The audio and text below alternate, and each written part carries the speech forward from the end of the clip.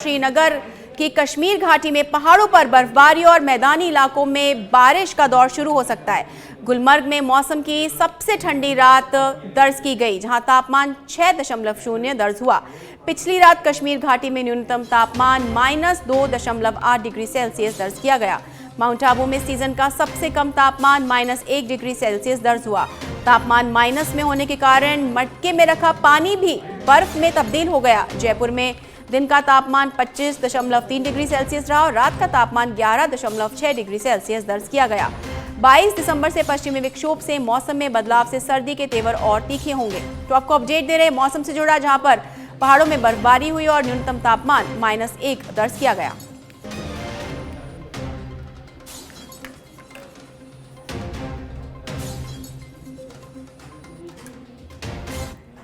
और मौसम पर अपडेट देने के लिए जयपुर से हमारे संवाददाता गौरव गौड़ लाइव जुड़ चुके हैं हमारे साथ। वहीं माउंट आबू से मगन प्रजापत हमारे साथ जुड़ चुके हैं। पहले रुक कर लेते हैं जयपुर का। गौरव, किस तरह से सर्दी अपना असर दिखा रही है, किस तरह से तस्वीरें सामने आ रही हैं?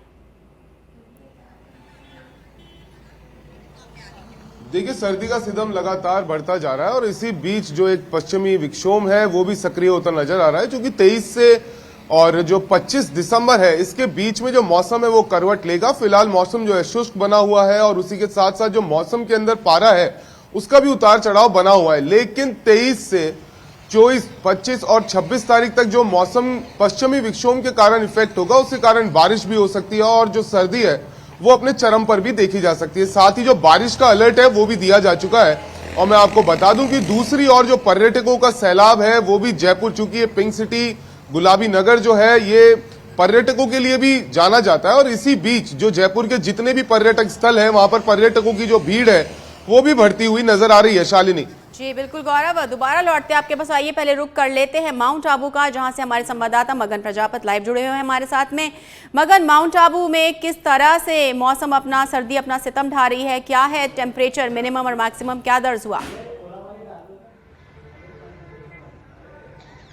जी बिल्कुल शालिनी, आपको बता दूं कि कड़ाके की सर्दी का जो सितम है यहाँ माउंट आबू में जारी है और लगातार यहाँ पर जो पारे में है उतार चढ़ाव देखा जा रहा है। अगर बात करें कड़ाके की सर्दी के बीच जो माउंट आबू में घूमने आने वाला पर्यटक है कभी काफी उत्साहित नजर आ रहा है। तमाम इलाकों में भ्रमण कर खूबसूरत वादियों को निहार कर वो खूबसूरत जो तस्वीरें हैं कैमरे में कैद करता हुआ नजर आ रहा है। तो यहाँ पर ये पर्यटन स्थल है और पर्यटक जो बड़ी संख्या में यहाँ पर गुलाबी सर्दी के बीच माउंट आबू में घूमने का आनंद ले रहे हैं। और शालिनी, जिस तरह से आपने कहा सर्दी की, तो सर्दी को लेकर यहाँ पर जो स्थानीय लोग हैं अभी भी घरों में दुबके हुए हैं। तो कई लोग घूमने आने वाला पर्यटक होटलों में दुबका हुआ है, तो सड़कों पर यहाँ पर कुछ लोग अलाव तापते सर्दी से बर्ताव करते हुए नजर आते। तो कहीं ना कहीं लोगों को यहाँ पर सर्दी कहीं ना कहीं सताती हुई नजर आ रही है। जी शालिनी बिल्कुल मगन, दोबारा लौटते आपके पास में और बात कर लेते हैं गौरव से। गौरव, टूरिस्ट सीजन है, सर्दियों की छुट्टियां भी शुरू हो गई हैं, कॉलेजेस में स्कूल्स में एग्जाम्स खत्म हो गए हैं। क्या कुछ फुटफॉल नजर आ रहा है? क्योंकि सर्दियों का ऐसा मौसम है जो जयपुर वासियों के लिए खास होता है,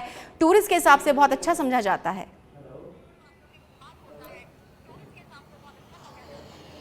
जी बिल्कुल, चाहे स्कूल के एग्जाम्स खत्म होना हो या फिर जो विंटर वेकेशंस है उनका स्टार्ट होना हो, इसी बीच जो पश्चिमी विक्षोभ भी सक्रिय होने का बताया जा रहा है। तो उसके अंदर तेज हवाएं और जो मेघ गर्जन है उसके साथ आकाशीय बिजली और जो कोहरा है वो भी बढ़ने की उम्मीद है। इसी बीच हम जयपुर के पत्रिका गेट पर मौजूद हैं, जहां पर आप देख पाएंगे कि अल सुबह से ही जो लोग हैं वो पहुंचना शुरू हो रहे हैं और यहाँ पर जो नाना प्रकार के व्यंजन मिल रहे हैं उनका तो आनंद वो लेते हुए मिलेंगे। साथ ही यहाँ पर मॉर्निंग वॉक करने वाले लोगों का भी जो तांता है वो लगा रहता है। इसी बीच जो जयपुर के अन्य पर्यटन स्थल है वहां पर रिकॉर्ड पर्यटकों के पहुंचने की जो रिपोर्ट है वो भी देखी गई।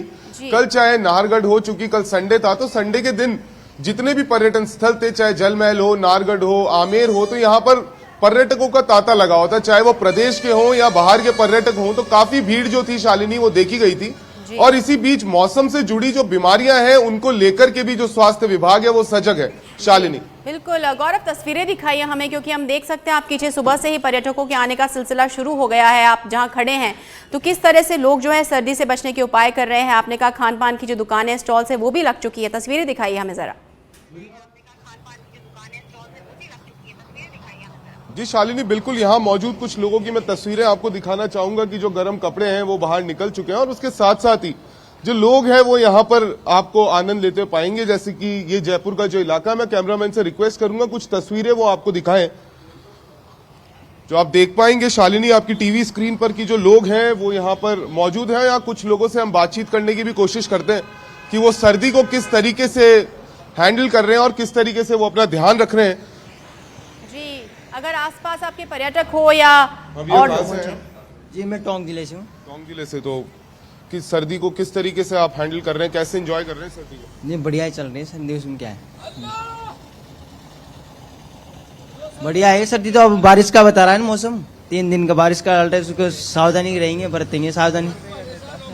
गर्म कपड़े वगैरह किस तरीके से आप सर्दी से बचाव कर रहे हैं? अब गर्म कपड़े पहन रखे हैं, आप देखो ना, गर्म कपड़े पहन रखे हैं, सर्दी का पूरा बर्ताव कर रखे हैं। जी शालिनी। जी बिल्कुल गौरव, दोबारा लौटते हैं आपके पास। आइए अब माउंट आबू चलते और बात कर लेते हैं मगन से। मगन, आप कहाँ खड़े हैं, आसपास क्या कुछ लोग हैं, कैसी तस्वीर सामने आ रही है, क्या कोहरा है वहां पर या धूप खिल गई है, हमें तस्वीरें दिखाइए। जी बिल्कुल शालिनी, अगर बात की जाए यहाँ की मौसम की तो यहाँ पर धूप हल्की खिल चुकी है और आपने जिस तरह से नज़ारा कहा तो मैं ठीक यहाँ पर एक खेत में खड़ा हूँ। यहाँ पर जो तस्वीरें हैं ठंड के बीच, जो पीछे आप देख सकते हैं कि पूरे खेत में जो फसल है उसके ऊपर, ये गेहूं की फसल है, उसके ऊपर तमाम जो यहाँ पर ये जो फसल के ऊपर है हल्की ओस की बूंदे नजर आ रही है। तो कहीं ना कहीं जो ये कड़ाके की सर्दी के बीच यहाँ पर ये सीधा असर यहाँ देखने को मिल रहा है। और आने वाले दिनों में जिस तरह से शालिनी आपने कहा है कि यहाँ पर कड़ाके की सर्दी का सितम देखने को मिलेगा और माउंट आबू के तमाम इलाकों में बर्फ की चादर देखने को मिलेगी, लेकिन इस बर्फ को देखने को लेकर माउंट आबू में घूमने आने वाला जो पर्यटक है काफी उत्साहित भी नजर आता है और आने वाले दिनों में पर्यटकों की भी संख्या में भी इजाफा होगा। और मैं बता दूं कि शालिनी जी मगन, यहाँ के जो स्थानीय लोग हैं वो किस तरह से सर्दी से निपट रहे हैं, किस तरह से अपने आप को बचा रहे हैं, क्योंकि ये मौसम है तो बहुत खूबसूरत, लेकिन कहीं ना कहीं हम देखते हैं कि सर्दी जुकाम और मौसमी बीमारियां भी यहाँ आ जाती है, तो किस तरह से लोग अपने आप का बचाव कर रहे हैं?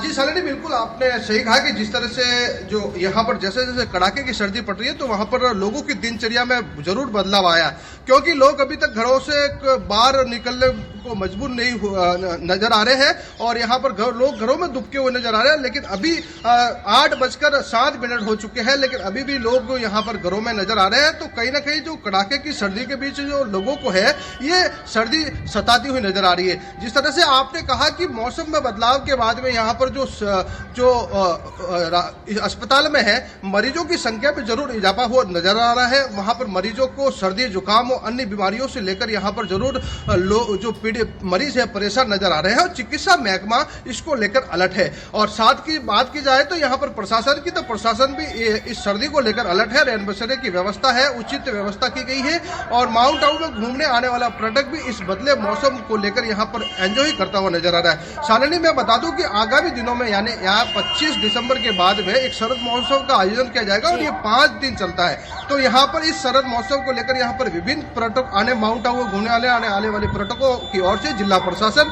और पर्यटन विभाग के संयुक्त तत्वाधान में यहाँ पर 5 दिवसीय शरद महोत्सव का आयोजन होना है और इसको लेकर प्रशासन ने तैयारियां भी शुरू कर दी है। जी शालिनी। जी बिल्कुल मगन, आपके पास लौटते और जानकारी लेते हैं, जयपुर रुक कर लेते और बात कर लेते गौरव से। गौरव, हालांकि जयपुर जो है पिंक सिटी है, राजधानी है, लेकिन हम देखते हैं कि कई ऐसे लोग हैं जो फुटपाथ पर अपनी रात बसर करते हैं। क्या उनके लिए कुछ रैन बसेरों का इंतजाम किया गया है? साथ ही जो मौसमी बीमारियां उनको लेकर के क्या कुछ अलर्ट और क्या कुछ एडवाइजरी सामने आई है?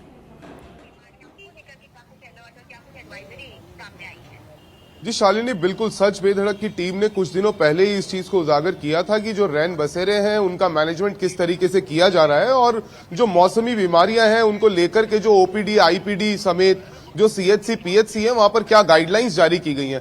साथ ही अभी मैं फिलहाल जवाहर सर्कल पर मौजूद हूं, यहां मैं आपको कुछ तस्वीरें दिखाना चाहूंगा कि लोग किस तरीके से यहां पर अलाव का सहारा लेते हुए नजर आ रहे हैं और साथ ही जो लोग फुटपाथों पर सो रहे हैं जिनका कोई नहीं, उनके लिए जो रैन बसेरों की व्यवस्था की गई है। वहां जब चेक किया गया सच बेधड़क की टीम द्वारा तो पाया गया था कि वहां पर कुछ सुविधाएं जो है वो तो पूरी तरीके से अवेलेबल है, लेकिन कहीं कहीं जो है सफाई की समस्या, कहीं कहीं जो खाना है जो निगम की तरफ से पहुंचाना जाना था उसको लेकर भी कुछ बातें आई थी सामने। लेकिन ओवरऑल देखा जाए तो जयपुर के अंदर जितने भी आप देख पाएंगे कि जो स्वयं सेवी हैं, जो समाज सेवी लोग हैं, उनकी तरफ से भी काफी मदद की जा रही है, ताकि वो लोग जिनके पास, क्योंकि एक तबका ऐसा है शालिनी जिनके पास किसी भी चीज का अभाव नहीं, लेकिन दूसरी ओर एक तबका ऐसा है जिनके चलिए पास गौरव, रहने को एक छत भी बिल्कुल, नहीं। जो आपने तस्वीरें दिखाई, जानकारी दी, उसके लिए आपका बहुत बहुत धन्यवाद। मगन, आपका भी बहुत बहुत धन्यवाद जानकारी के लिए।